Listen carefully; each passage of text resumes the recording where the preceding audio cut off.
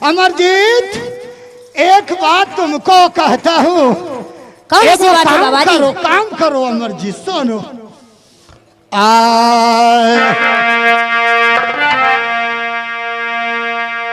एक लोटा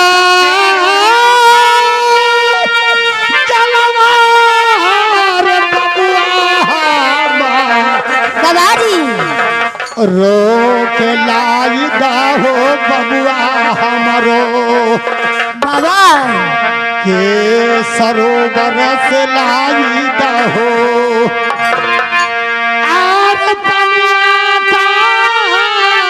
और पीबै रे बबुआ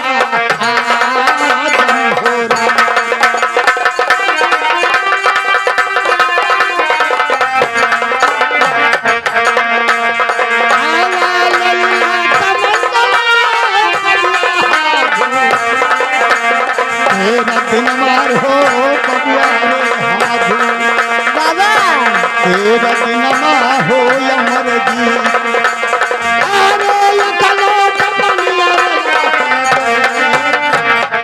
बबुआ अमरजीत, बाबा जी कमंडल लेकर एक लोटा सरोवर से पानी लाओ और उस पानी को पीऊंगा और तुम इसके साथ जाओ रामदास, क्योंकि अभी बच्चा है, हो सकता कि सरोवर में डूब जाएगा, इसका देख रेख करना होगा। ठीक है बाबा जी, आपका आज्ञा दीजिए। ठीक हो ताजा ही पानी लाबेला पानिया लाबेला भेज देबे, हम जरनामा तोड़ लेबे ना हो। ठीक है चलो। हाँ चल, प्रणाम बाबा। बाबा चला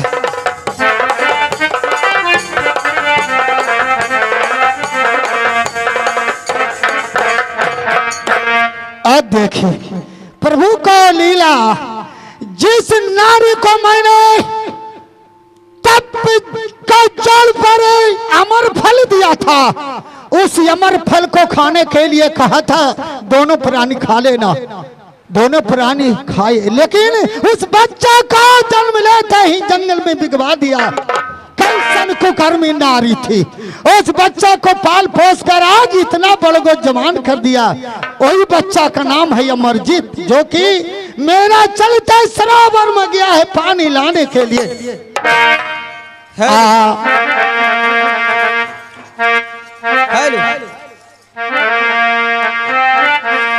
चलता हूँ कोठला में काम कर लेता हूँ।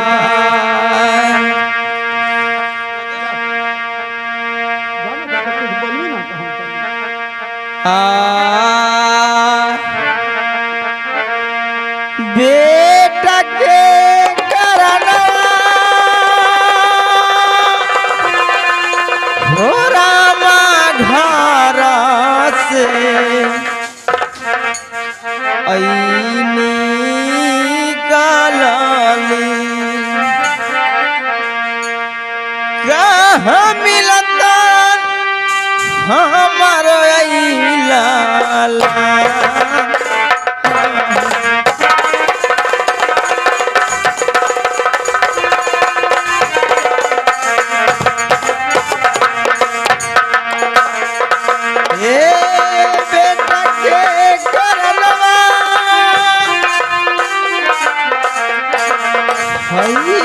बाने बाने भटकी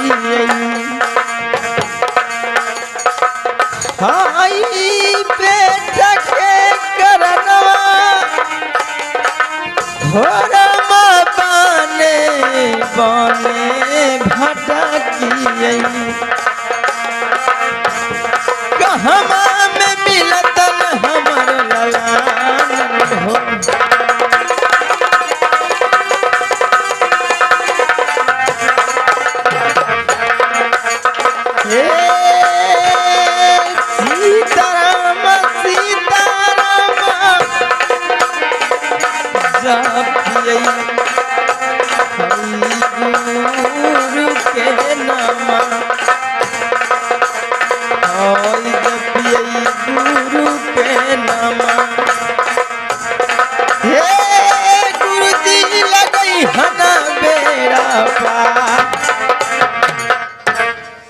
मेरे पुत्र के कारण पतिनाथ मुझे राज से निकाल दी। मैं मन में भटक रही हूँ। मैं चलूं गुरुदेव के पास, गुरुदेव के पास मैं उसी कुटिया में जाके अपने प्राणों के अर्पण कर दूंगी।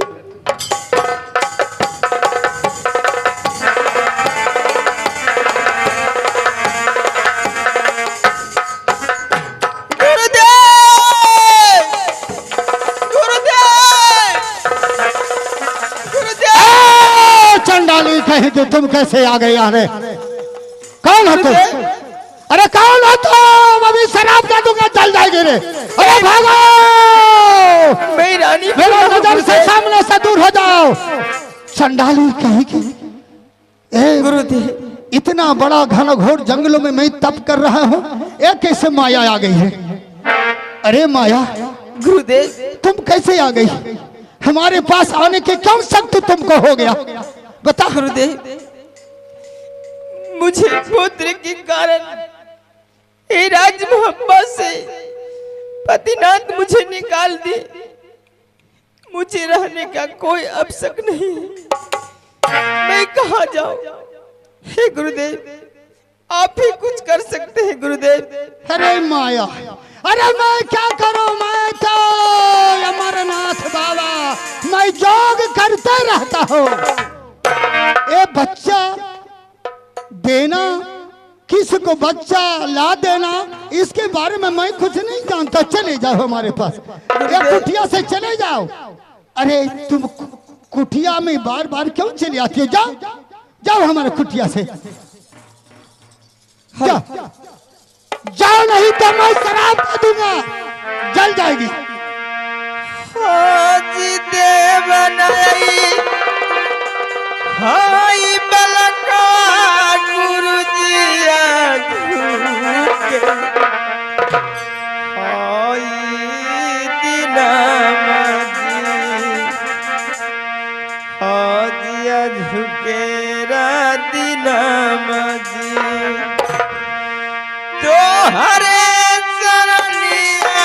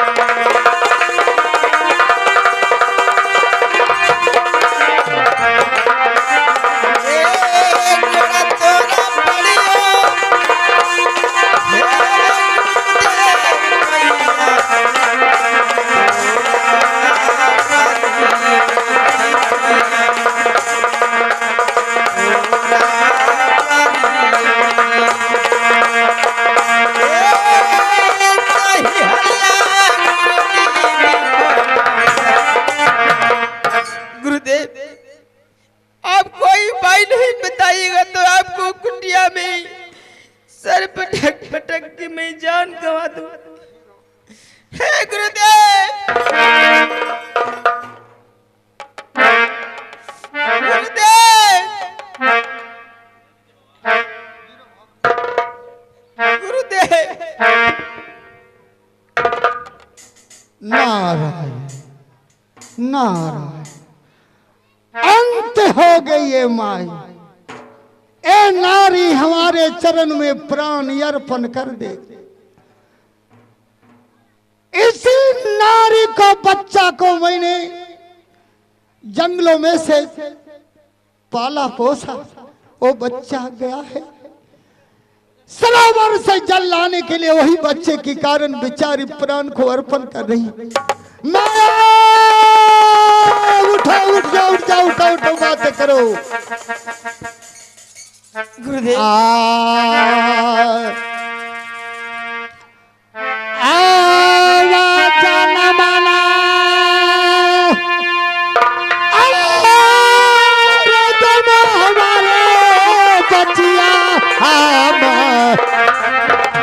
रो चरण माम बबुनी रे हमरो का कुटियावा में बबुनी अरे तोरा केला अल्लाह न मारे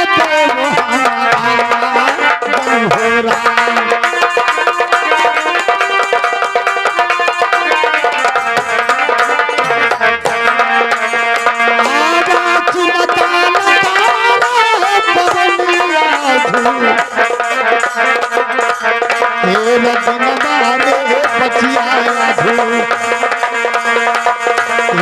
दिन मारे बबुनी अरे तेरा के चल कवर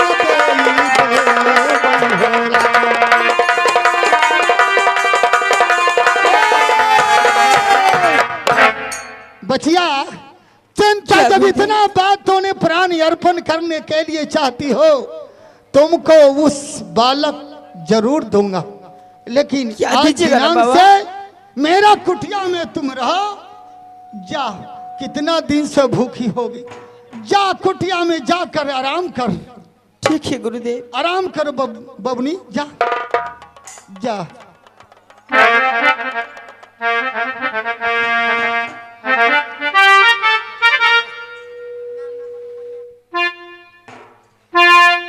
गया है चेला चलो क्या आप कह क्या हमार जरना भी हो गलो तोरा पानी भरा गलो ना हाँ चलो ठीक है चल चल क्या वो अपना बाबा से मुलाकात कर चल हो चल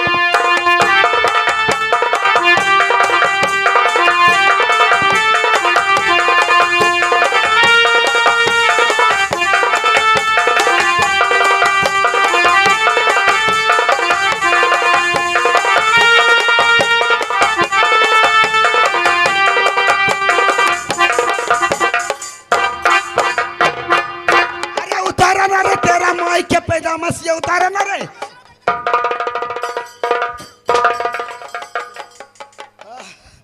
बाप रे बाप ए भाई भाई एक घोट पानी पिला तो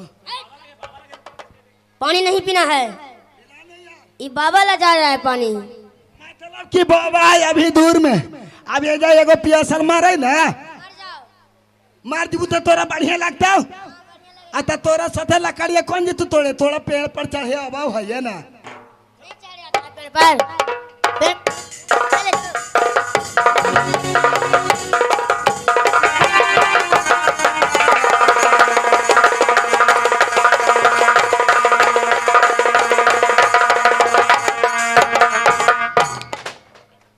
बाबा जी के प्रणाम करता हूँ खुश रहो अमरजीत बाबा खुश अरे रामदास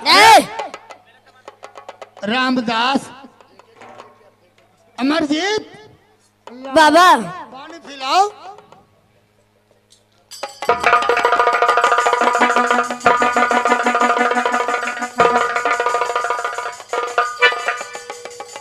अरे क्या देख रहा है अमरजीत चला बाबा क्या देखते हो आपको कुछ एक क्या हुआ बात के लिए बोलने के लिए चाह रहा है बाबा पानी तुम भी नहीं पिलाया इतना गर्म कैसे हो गया चेला अमरजीत हाँ बाबा अरे रामदास क्या हुआ रे सुनो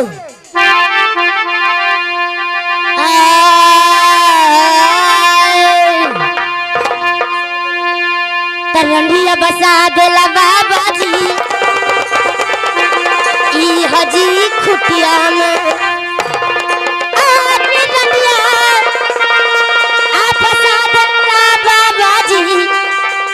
खुटिया में आज जब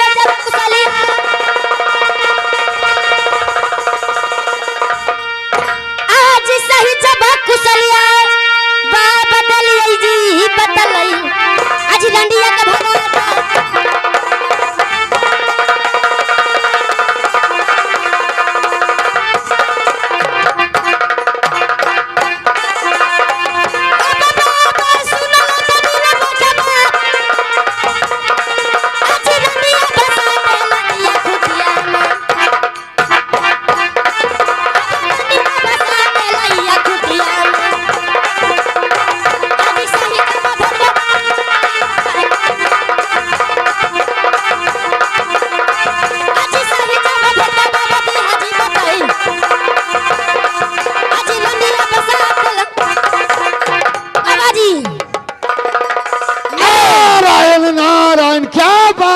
रहे हो तुम अमरजीत? बाबा रामदास, अरे इसको समझाओ, क्या बात बोल रहा है? ए रंडी बसा दिया बाबा जी। क्या बात तुम बोल रहे हो? सुनो।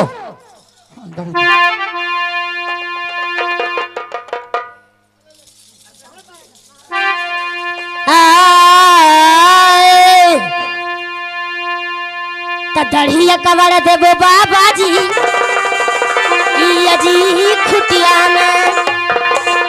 आज दढ़िया कवर देबो बाबा जी ई अजी खुटिया में।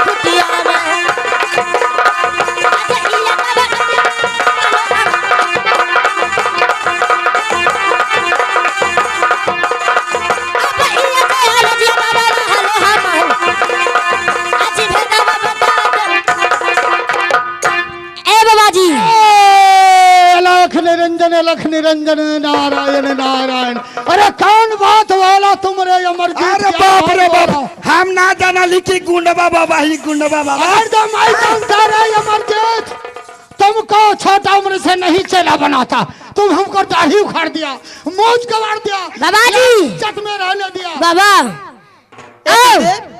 ये बच्चा कौन है गुरुदेव? माया। आप जल्दी से निकलता बाबा जी ई अजी रंडिया के।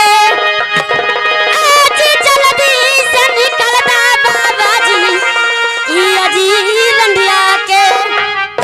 आज मारल जाई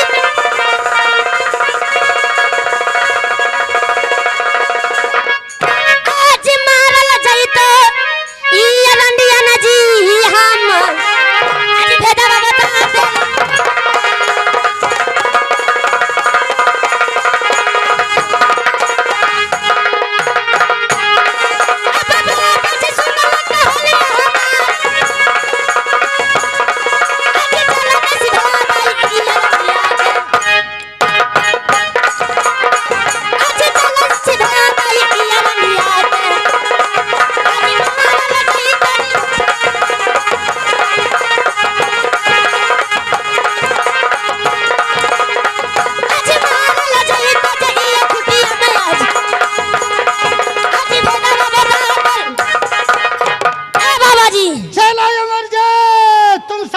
तुम शांत रहो। क्या बात तूने पूछी बबनी, बताओ क्या बात तुम पूछ रही थी? गुरुदेव ये बालक कौन है? मुझे हाथी के साथ रंडी पतुरिया बना रही है। हाँ हाँ बबनी, यही बालक तुम्हारा पुत्र है, इसी के कारण तूने वन वन भटक भटक मर रही हो। यही तुम्हारा पुत्र है, इसको मैंने जंगल से बचपन से पाला पोसा, थोड़ा सरेक हुआ, इसका नाम अमरजीत मैं रखा हूँ। क्या मेरा यही पुत्र है? हाँ, इसी पुत्र को कारण तूने वन वन में भटक रही हो, और उसको मैं कुछ बताना चाहता हूँ, उसको बता देता हूँ। क्या तुम कुछ बात करोगे? नहीं, बताइए बाबा। चला अमरजीत, अरे इसी बेचारी के तुम नहीं ना चिंता है रे? नहीं बाबा, ये तुम्हारी माँ है। नहीं, अरे तुम्हारी माँ है। नहीं, हमारे माँ कहाँ से आया? जिसको रंडी पतुरिया तुम बनाते हो ना? नहीं। नारायण नारायण नारायण। नहीं, ए हमारे आओ। नहीं, आओ। ए हमारे माँ रहेगा। ए सीना से दूध देगा तो मुंह में आगा, उसका माँ मांगूंगा। गुरुदेव ये बच्चा ऐसा प्रश्न रखा कि मुझे कोई अकिल काम नहीं करता है। लेकिन गुरुदेव, क्या मैं इसी अपनी छाती पे 7 तह कपड़ा रख के इसे मुख में दूध डाल दूंगी तो क्या ये अपनी माँ मानेगी ना? ठीक है, तो तुम दूध पीने के लिए तैयार हो जाओ बेटा, मैं तुम्हें अवश्य दूध पिलाऊंगी। चला अमरजीत, तुम दूध पीने के लिए दूर से तैयार हो जाओ। 7 तक कपड़ा स्तन पर रख करे, उस स्तन से दूध के धार तुम्हारा मुख में आ जाएगा। ठीक है बाबा जी। से दो। नमस्ते, प्रणाम। अगर आप चाहते हैं बिहार विदेशिया नाच चैनल का वीडियो सबसे पहले आप तक पहुंचे तो हमारे चैनल को सब्सक्राइब करें और बेल आइकन को दबाना ना भूलें।